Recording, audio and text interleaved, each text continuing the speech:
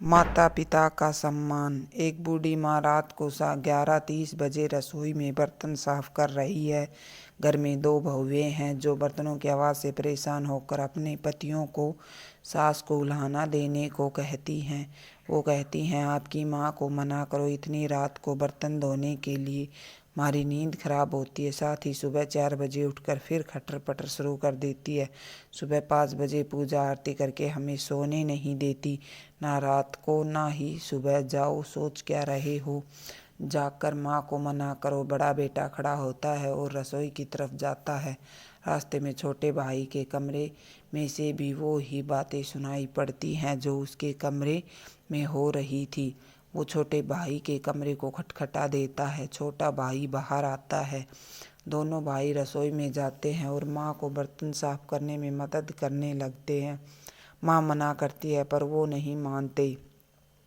बर्तन साफ हो जाने के बाद दोनों भाई माँ को बड़े प्यार से उसके कमरे में ले जाते हैं तो देखते हैं पिताजी भी जगे हुए हैं। दोनों भाई माँ को बिस्तर पर बैठा कर कहते हैं, माँ सुबह जल्दी उठा देना, हमें भी पूजा करनी है और सुबह पिताजी के साथ योगा भी करेंगे। माँ बोली, ठीक है बच्चों।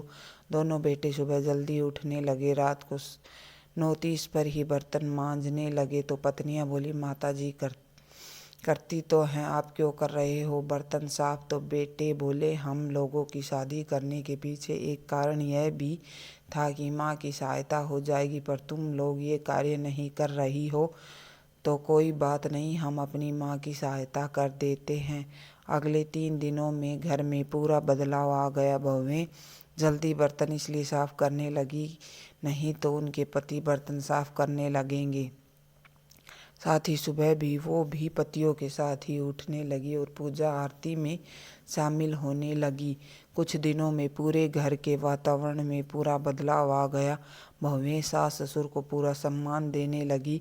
माँ का सम्मान तब कम नहीं होता जब बहुएं उनका सम्मान नहीं करती। माँ का सम्मान तब कम होता है जब बेटे माँ का सम्मान नहीं करें या माँ के कार्य में सहयोग ना करें।